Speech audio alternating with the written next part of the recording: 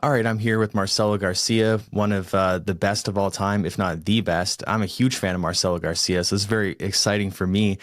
And my first question for you is, it's been 15 years since you competed. I think 2011 was your last time competing. What made you decide to come back to competition, and why one FC specifically? That's so much going on. When I say it's going on, I took all this time off, and I literally never retired. I never thought about retire. I always thought like, oh, I'm gonna give a break, and then I have kids, and that break become even longer. But since I have the kids, I always felt like, oh, I wanna my kids see me competing. I always have that wish. And obviously, like when they're little, was too hard to think about to take the time off of the fatherhood to go compete because I feel it's a lot to coordinate it. I knew they're gonna miss me if I decide to go compete and start to focus on my stuff, on my dieting, on my training section. So I couldn't do this. But they're getting older, and I feel like now comes the right time. Um, Leo Vieira, who convinced me to sign up with one. He's a close friend of mine, so he was able to just kind of like get me on the right time because I feel a lot of people was try. When I say a lot of people, like I feel like every organization reach out to me, but Leo, who was the person that reached out for me from one, was the one that kind of was able to just get everything organized on my right time. Everything like a sounds like a perfect. Yeah, I mean, I know how it is. I have three kids, and when we had our twins, after that, it was like I got to take a break from competing because it's a lot of work for sure. Now that you're back, is there any specific matches or pe people that you want to compete against? Any rematches against people back in the day, or any current competitors you'd like to face? I feel like I just cannot pick a name right now, but I'm someone that I want to test myself. I definitely I don't want to easy match, but at the same time I don't need to go fight the best right away because I'm just kind of going back on, what I mean? So I feel like I don't have a specific person, but I'm willing to fight anyone. And I don't know if people remember that, but I don't. I never choose weight division. I don't have to be stuck on my division. I always feel like I want to prove that I have a better technique, a better jiu-jitsu than my opponent, and what not a better way to show against somebody bigger because that's what is the main purpose of jiu-jitsu. Prove that like the technique win the strength. Yeah, I agree. And I think that's one reason why you've had so many people be fans of you for so long because, you be courageous and go out there and do the absolute division and beat these huge guys. And I think for people getting into jiu-jitsu, they see that and they're like, oh my God, like that's amazing. And, it inspires them to want to train too. Like I know it inspired me to want to do the absolute division. And, I always had a fun time competing against those big guys, but seeing you could do it was like a good, like, I guess motivator for me, like, oh, I could do it too. So yeah, I think that's amazing seeing you go against those big guys. I know I forget his name, but the guy that slammed you on your back, like, do you still feel any like did that injure you at all, or is there any nagging injuries from that? Not really, Jordan, but obviously, like when I got hit, that slam, I got the wind out of me. I didn't know how bad it was. Obviously, take some time to realize like it was just the wind out. But when that happened, I felt like I got hit by a car, what I mean, or a truck on my chest. So I thought like, oh, probably break like a ribs or maybe like a sternum or something like that, what I mean. But I'm glad there was no injury after that, from that. Yeah, it looked pretty painful. I think a lot of people have seen that clip and just like, oh my God, like that must have, yeah, it must have felt like getting hit by a car for sure. That guy was huge. But is there any like lingering injuries or anything like that from competing over the years, or anything that you kind of maybe regret putting your body through over the years that they could help people with their training now and keep their body safe? Jordan, I think I was really good to be less injured than my opponents because that's what makes me able to train more than them. We have to train smart. When I say training smart, it's not training less or training gentle. I was able to try always avoid my injuries, but train as much as I did. Compete against the type of people that I compete. When I say the type of people, I believe people was always in the steroids. You know what I mean? Steroids on it, and people was always like bigger than me, even on my division. I don't know if people realize I was always shorter to my division, so everybody feels bigger than me, not just like a by the way, but just kind of lengthwise. You know, obviously I have some injury, but regret I cannot regret because I have enjoyed this so much and have give so much to jiu-jitsu, and I have also get back to that was I was so much happiness for me like to compete. I don't think I can have regret, but obviously like I still pay the price. You know, I mean, when I wake up in the morning, I feel like Yeah, no doubt. I know, like, in the past, you've mentioned before that you didn't do a lot of strength and conditioning. You mostly just rolled for your strength and conditioning, which I think is even harder to do when these guys are on steroids and they're just, jacked and super strong. And if you're not doing, any lifting, but you're still beating them, I think that says a lot about your technique. But is that the same? Like, is that true now too? Like, do you do any lifting or any strength and conditioning? Jordan, I don't think nobody was on my skin to feel like exactly what I did, but people has no idea. Like I was not even in a supplement diet. You know what I mean? I always felt like if I have energy, I prefer to do jiu-jitsu than do something else. And that gives me the most understanding that jiu-jitsu I could ever have. Because every time I was thinking I was doing jiu-jitsu. And I was mostly going live against somebody with higher or low experience than me during my career. So that definitely can give the advantage, but it's hard to people trust on that, and I'm not sure if that will work for everybody, right? I cannot force everybody like, oh, just do jiu-jitsu. When I say force, I mean like, I tell them like, all right, I don't want you to do condition training. I want people to do whatever they think is helping them. Jiu-jitsu was helping me, and every time I was doing strength condition, I was not feeling the benefit. I have so many uh, conditional training that try to convince me to work out. And I have tried, but I never felt much benefit like I have when I was just doing jiu-jitsu. So that's why I would just stick to my mind that I felt that was working. Got to one point that I was going like a back and forth, like, oh, you should do this. No, you should do that. And I was like, oh, maybe I'm not doing that. Okay, everybody's doing it, because on my generation, people was already like doing a really hard strength condition, like a lot of cross train. So I was always going back and forth, but then got to one point that was I already won my first ADCC. I won my first like IBJJF. I won again and again, and I realized like I don't think it's because any condition, because I'm not doing that. Oh, okay, I'm 6 months off. Okay, I did only 2 months, and then I realized okay, let me just stick to my guts and do what makes me happy. And that's why I was like be able to enjoy training to go compete, but obviously you have to find your way to avoid injury.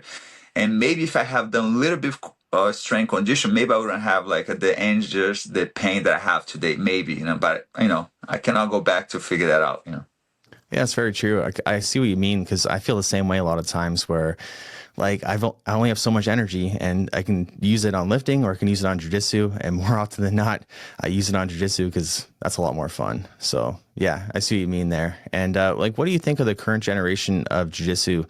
Like, how has it changed from back in the day to now? Like, do you like the direction it's going? That's so much is going on. I just wish people continue to be humble, you know what I mean? Because martial arts, fighting, outside world can be very intimidating. I just wish jiu-jitsu, the martial arts, could be something to help people go outside and deal with the problems that they face. I just want jiu-jitsu to be like a open door for everybody, you know what I mean? And sometimes when people just not humble, people just be cocky, like talk or trash talk, like sometimes I just avoid the normal people to try do jiu-jitsu, you know what I mean? Those are just one of those things, no. But I see the jiu-jitsu just keep evolving, you know what I mean? And when I say evolve, like not always for the better, but keep changing. But I can see like new moves, new techniques, you know what I mean? But like obviously, like I believe can get a lot better. I believe like if we put our time, our mind to, the jiu-jitsu can be a lot better than it is right now, you know what I mean? Yeah, I agree 100%. Like, I'm not a huge fan of trash talk and stuff like that. Like, And I think like you're kind of comparable to GSP in a sense. Like he was popular and because he didn't need to trash talk to be popular. He was just really good and really, nice. But then there's people that they kind of make up for their lack of success or technique by trash talking. Or some people are really good and they still trash talk. And I don't know. I personally don't like it, but some people do. So it's entertaining for them. But Jordan, I understand the entertainment, you know what I mean? And some people make as a fun, you know what I mean? So if people can figure out like a line that makes fun entertainment, you know what I mean? And not just talk about other people's family, maybe, you know what I mean? Like, I feel there's a line, you know what I mean? If you try, don't cross the line. I feel it can be like can be very benefit for jiu-jitsu, you know what I mean? Make entertainment, but not just like not as bad, as you see sometime, And I was like, maybe I'm just think about too much MMA. I think like a grappling could be people is more respectful. yeah, I agree. Like, I think trash talking like Chael Sonnen in MMA, I think he was really funny. But like, Was then it was. yeah, exactly right. So, but then I know like Dillon Danis, for example. I heard you kicked him out because he was kind of trash talking too much.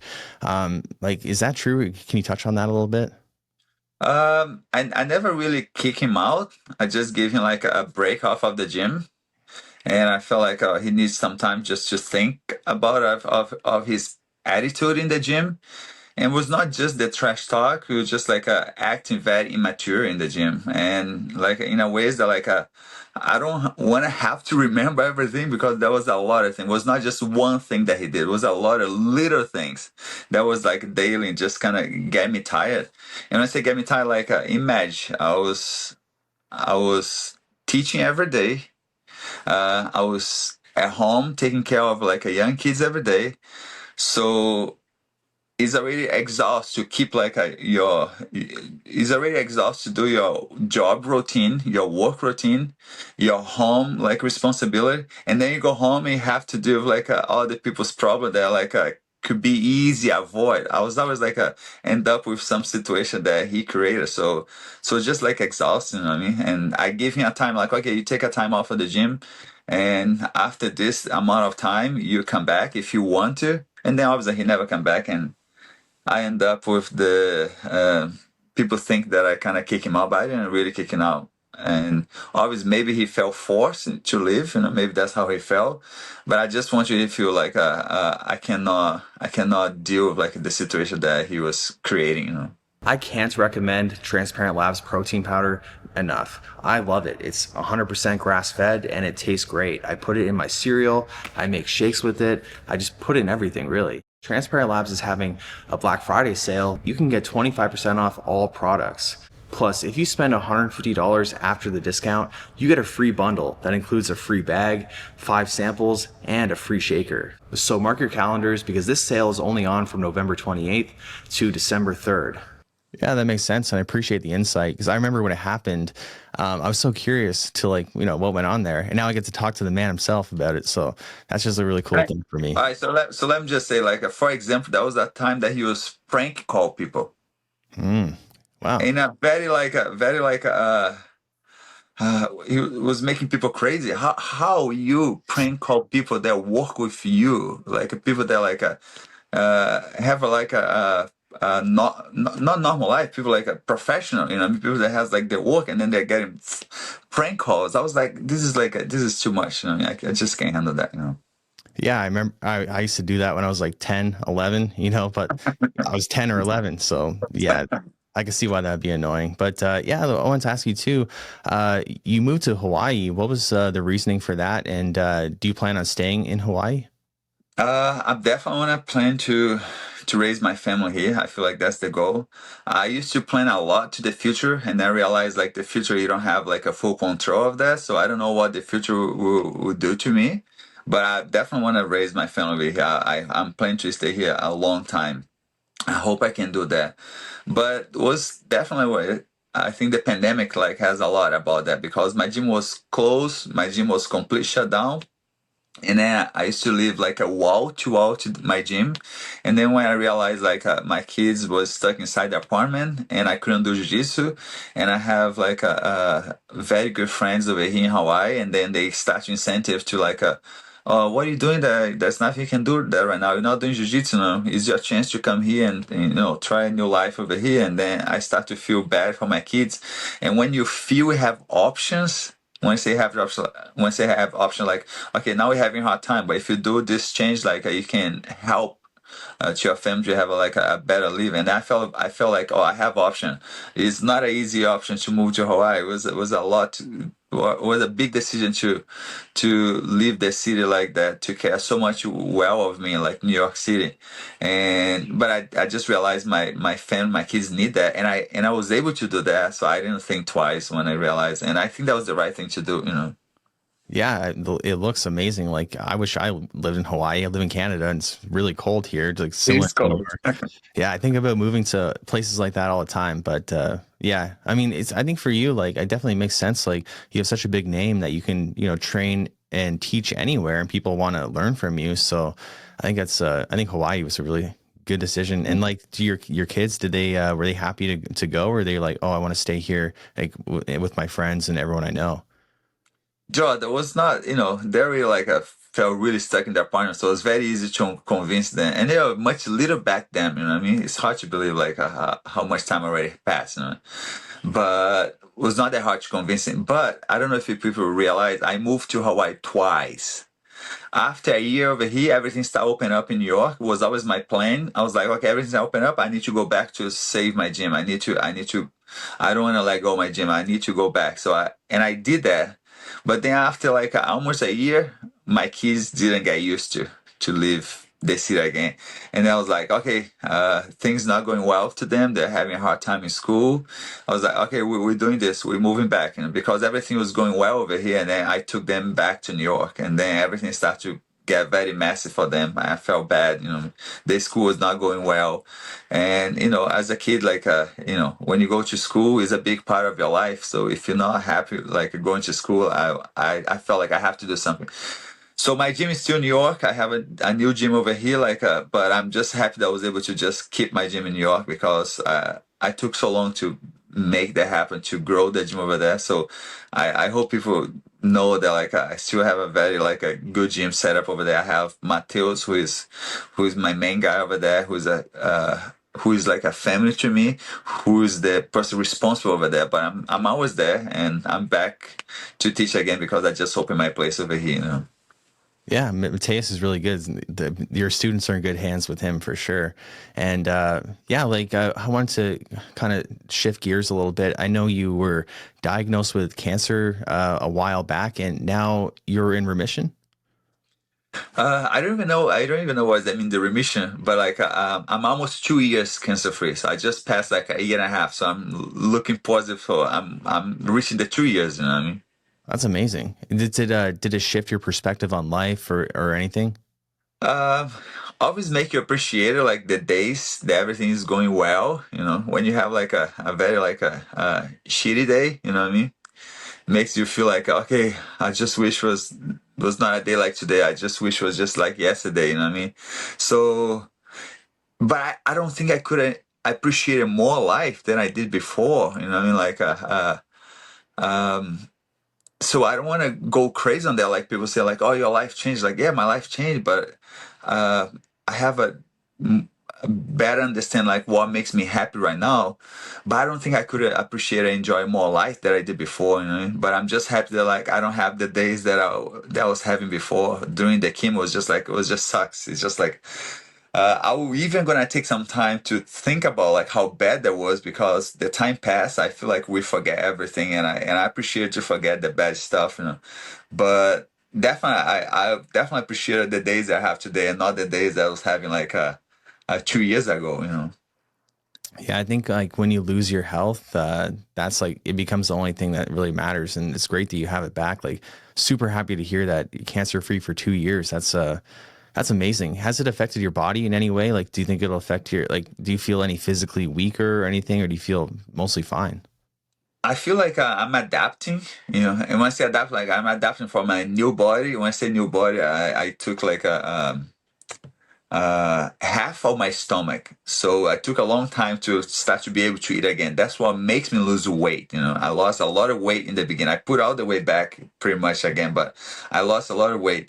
Um, I took like two-thirds of my esophagus. So my stomach is kind of like stretched up. So those things like I take some adaptation, but it's unbelievable how we can adapt for everything. The same way how like a jiu-jitsu teach you to adapt for things, like we can adapt for all the other things too. I almost don't remember how my body was, but obviously like that was a lot of change. But thank God I don't feel during the train. When I say feel during the train, like they say I'm gonna have more reflux, but I'm upside down. I have people on top of me, and it doesn't make me feel any worse or any better. It feels like a pretty normal right now. Yeah, that's great, man. I've got really bad acid reflux, and it's like super frustrating.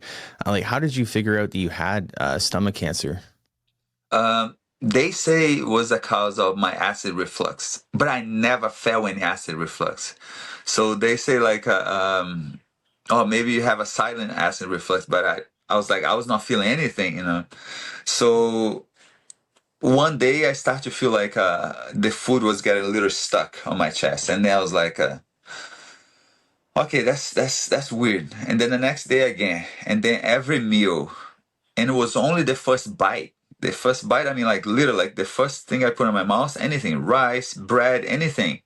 The first time I felt like a little pressure on my chest, and I was like, okay, that's strange. And then after like a couple of days, I was like, okay, I have to go to the doctor. Okay, doctor here in Hawaii takes a little longer to schedule. Okay, I'll wait like a month to go to the doctor.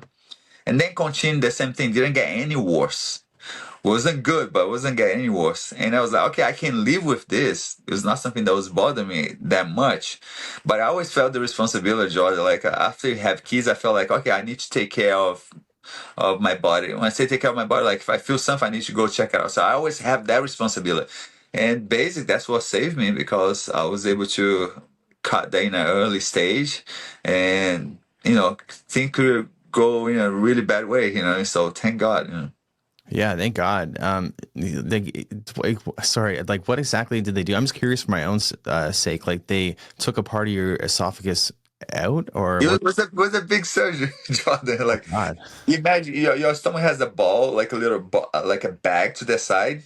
So they took like they took two-thirds of my esophagus. So now my stomach has to reach the top because I don't have that long pipe anymore. So my stomach is more like a straight line, or like a straight pipe. You know what I mean? Oh wow. And I just now I just have to avoid like acid food or citric food. I mean, those are the things that kind of like a change for me. Yeah, yeah. That's basically what I've been doing. I mean, obviously, I don't have cancer, or I'm unaware I do. Hopefully, I don't. But like, Wow. yeah, I really don't. there's so many foods I can't eat, and I got to be so careful, like, to not make my acid reflux worse. It's yeah, it's very frustrating for But sure. I just recommend like to get an endoscopy, because that's how I find out. If there's any problem, ask for a doctor for an endoscopy because I feel like that's what saved me, and I don't think we're so aware about that. I mean, I was just lucky that my doctor like okay, my doctor didn't even look at me. He's like, no, let's get an endoscopy, and that was the best thing she did for me. Man, I've been waiting for one for like 3 months now. I live in Canada. We don't have the best healthcare, and it's been Mhm. 3 months, and I haven't even heard for a call back for that. So hopefully it's soon. But Push and reach for somebody else. Don't wait, Jordan. yeah, yeah, maybe I should go to the States, and yeah, Yes. maybe I got to figure something out for sure. Yes. But yeah, You how have family. You have a family. You got to take care of yourself. exactly? Yeah, responsibility when you become a dad for sure. How is the gym going in Hawaii and the training itself? Do you find the training like how do you find like does training now differ from how it used to be like training before and like the way you run your class? Like has anything changed? George, I was very successful in New York City, and it reminds me so much when I start the gym in New York City in 2009. So that is it's such an inspiring moment for me. I feel like I'm just like I'm not tired because a lot of people was telling me like, "Oh, you're going to start all over again. You're going to do this all over again." And then that kind of was make me feel like, oh, did I'm doing something wrong? You know what I mean? Like this is gonna be maybe it's gonna be a bad thing, but I feel like a young again because it reminds the stuff that I did when I was much younger. So I'm very happy with that. But people doesn't know the last 2 years was really suck, Jordan. No train, cancer treatment. Like I was really off of things that I really enjoyed to do. So that gave me even more like inspiration to do what I'm doing right now. So to be able to go to a normal train, when I say normal train, like I always have my class to train. It was my class. I was teaching the class and training. People maybe forgot about that, or maybe never. Maybe some young people never have a chance to like follow my interviews, but I was always training on my class. You know what I mean? And when people talk about training camp, I was like.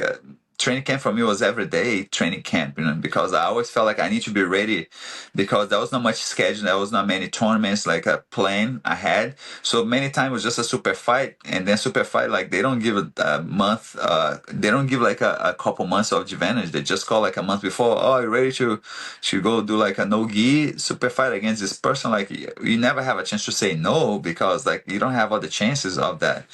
So I feel like I'm back to that. When I say back to that, like, I just started teaching like 3 weeks ago, and I just started training like a full time 3 weeks ago. So feels like a very like inspired moment for me. Yeah, was it tough like when you weren't training to kind of because sometimes this happens to me where I don't train for a while, and maybe I'm sick or whatever it is, and I feel like I start to lose my identity. Where like I'm a jiu-jitsu guy, like that's what I do, and then if I'm not doing it, it just feels so I don't know empty and weird. I imagine for you it must be even more so. Like you spend a lot of time, a long break from doing jiu-jitsu. Like, how did you deal with that mentally? Jordan, that's jiu-jitsu was always my happy place. You understand that? Like oh, I didn't know that was gonna. I already felt emotion just to say that. You know what I mean? So jiu-jitsu it's always my happy place. Even like with all the happiness that I have outside jiu-jitsu, but jiu-jitsu was the link to everything. You know what I mean? I feel like I got everything through jiu-jitsu. You know what I mean? But people don't realize like we need people. We need uh, us as a human being. I feel like we need that contact with people. And today, people going away from that. People literally going too far away from that with the social media. Like I feel the social media just keep us apart. You know what I mean? Because the world most like is teaching us how to stay online. You know what I mean? And not like a present to people.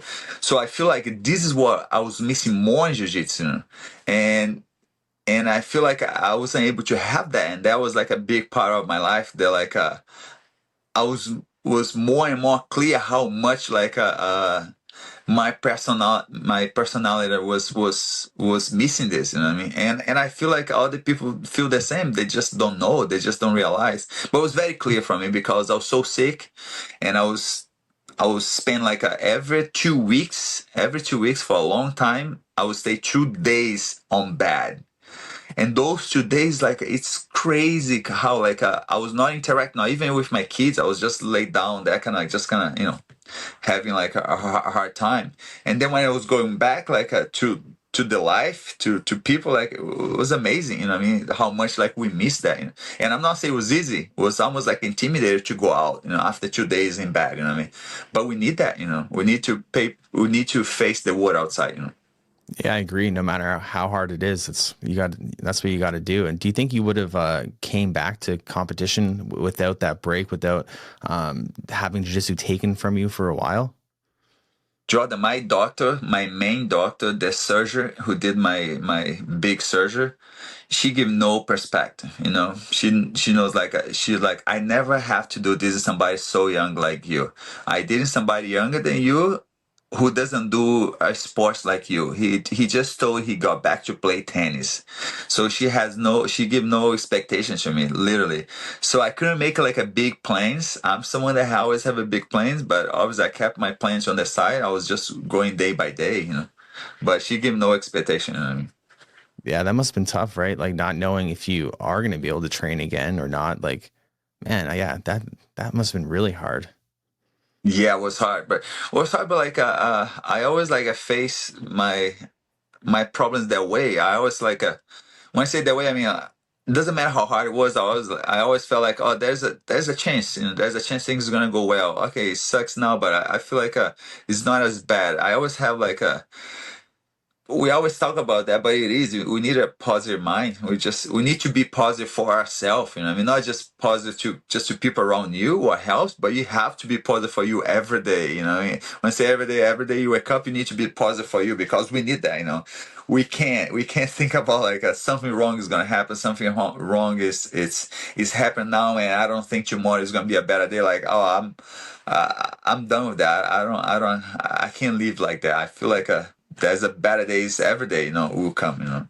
Is that how you approach like your mindset to competing too, or did you get nervous in the past, or did you just kind of tell yourself like you can't worry about that and things will be they'll go how they go.